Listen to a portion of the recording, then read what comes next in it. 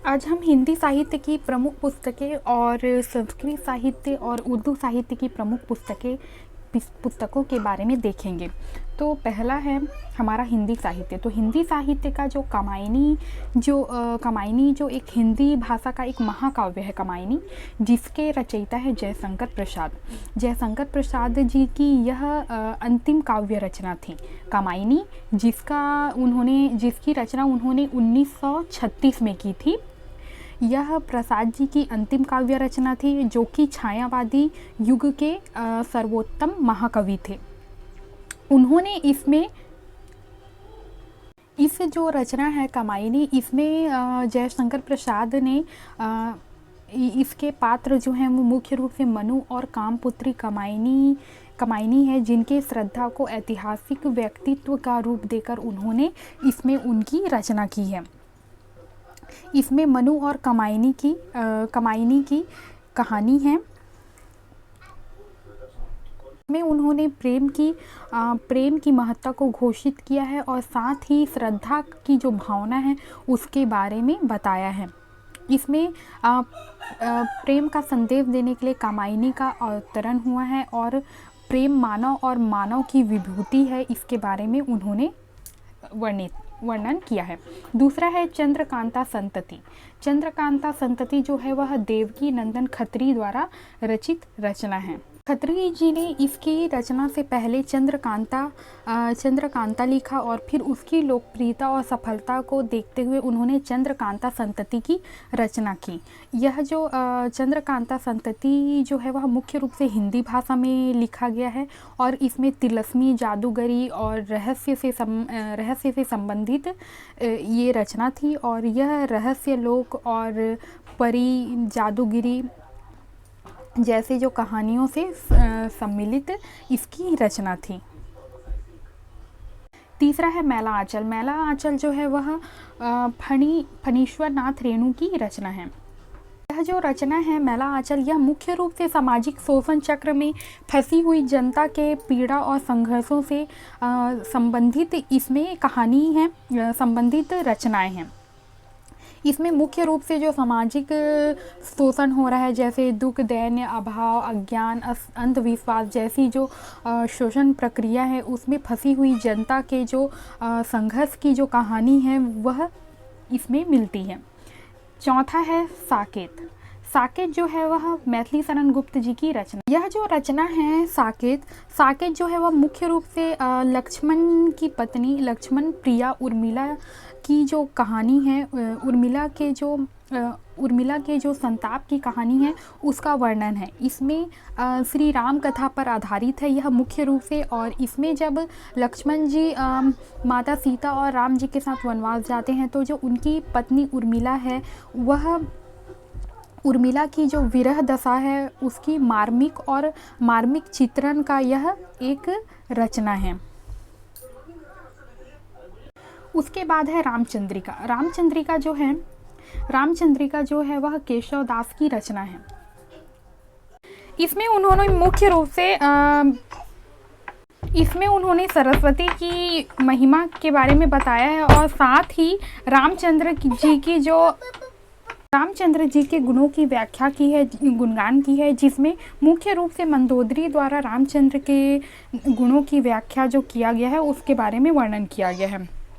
उसके बाद है यामा जो है वह मुख्य रूप से महादेवी वर्मा द्वारा रचित प्रसिद्ध साहित्य है। फिर है विनय पत्रिका जो है वह गोस्वामी तुलसीदास द्वारा रचित रचना है। फिर है भारत भारती जो है वो मैथिली शरण गुप्त द्वारा रचित रचना है। फिर है गुनाहों का देवता जो है वो धर्मवीर भारती द्वारा रचित रचना है। फिर है राग दरबारी जो है वह श्री लाल शुक्ल द्वारा रचित साहित्य है। फिर है त्यागपत्र जो है वो जैनेन्द्र द्वारा रचित रचना है। फिर है पृथ्वीराज रासो एक साहित्य है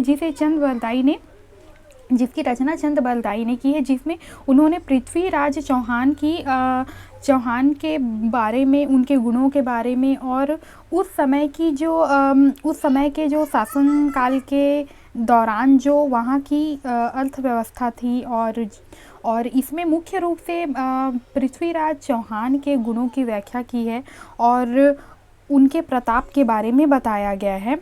फिर है चिंतामणि। चिंतामणि जो है वो रामचंद्र शुक्ल द्वारा रचित रचना है। फिर है आधे अधूरे। आधे अधूरे जो है वो मोहन राकेश की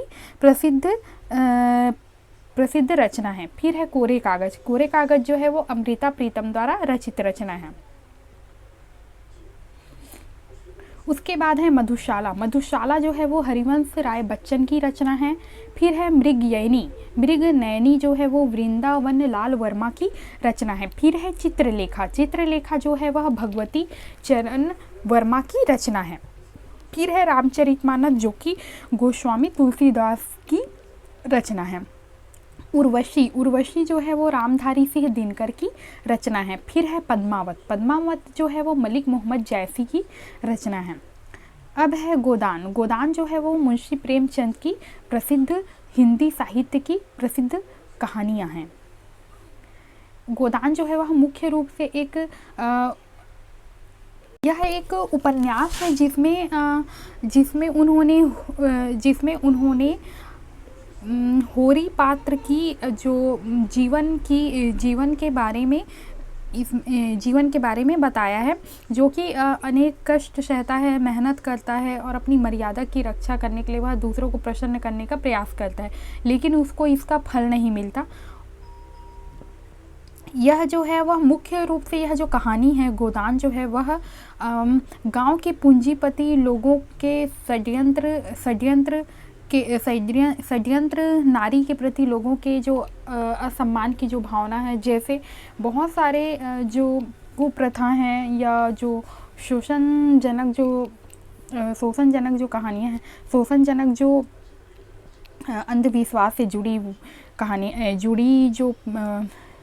अंधविश्वास से जुड़ी जो कुप्रथा है उससे संबंधित यह कहानी है। फिर है नीता। नीता जो है वह जैनेन्द्र की कहानी है। फिर है आकाशदीप जो कि जयशंकर प्रसाद की रचना है। फिर है भारत दुर्दशा जो कि भारतेंदु हरिश्चंद्र की रचना है। फिर है गबन। गबन जो है वह मुंशी प्रेमचंद की उपन्यास है। फिर है कंकाल। कंकाल जो है वह जयशंकर प्रसाद की रचना है। फिर है चिदम्बरा जो कि सुमित्रा नंदन पंत की प्रसिद्ध हिंदी साहित्य रचना है। फिर है कुली। कुली जो है वो मुल्कराज आनंद की कहानी है। अब है बूंद और समुद्र जो कि अमृतलाल नागर की कहानी है। अब देख लेते हैं संस्कृत साहित्य की प्रमुख पुस्तकें। तो पहला है नाट्यशास्त्र। नाट्यशास्त्र जो है वह भरत मुनि द्वारा लिखा गया प्रसिद्ध पुस्तक है। फिर है अर्थशास्त्र जो कि कौटिल्य द्वारा लिखा गया है। फिर है रामायण जो कि वाल्मीकि द्वारा लिखा गया है। फिर है महाभारत। महाभारत जो है वो वेद व्यास द्वारा रचित है। फिर है अभिज्ञानम शकुंतलम जो कि कालिदास ने रचना किया है। फिर है कादम्बरी जो कि बाण भट्ट की रचना है। फिर है दश कुमार चरित्र जो कि दंडी की रचना है। फिर है स्वप्न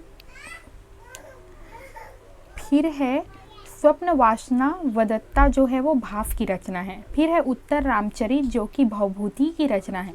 फिर है मुद्रा राक्षस जो कि विशाख दत्त की रचना है। फिर है मृच्छ कटिकम जो कि शूद्रक की रचना है। फिर है अवंती सुंदरी जो कि दंडी की रचना है। फिर है गीत गोविंद जो कि जयदेव की प्रसिद्ध संस्कृत साहित्य की रचना है। फिर है महाभाष्य जो कि पतंजलि की रचना है। फिर अष्टाध्यायी जो कि पाणिनि की रचना है। काव्य मीमांसा जो कि राजशेखर द्वारा रचित है। फिर है पंचतंत्र की कहानियाँ जो कि विष्णु शर्मा द्वारा रचित है। फिर है मेघदूत जो कि कालिदास द्वारा रचित है। फिर है रातरंगिणी जो कि कल्हण द्वारा वर्णित है। फिर है हितोपदेश जिसके रचयिता जो है वो नारायण पंडित हैं। फिर है हर्ष चरित्रम जो कि बाण भट्ट द्वारा रचित है। फिर है बुद्ध चरित्रम जो कि अश्वघोष द्वारा रचित है। फिर है सौंदरा नंद जो कि अश्वघोष की रचित रचना है। फिर है कुमार संभवम जो कि कालिदास की रचना है। फिर है रघुवंशम जो कि कालिदास की रचना है। फिर है ऋतु संहार जो कि कालिदास की रचना है। अब देख लेते हैं उर्दू साहित्य की प्रमुख पुस्तकें।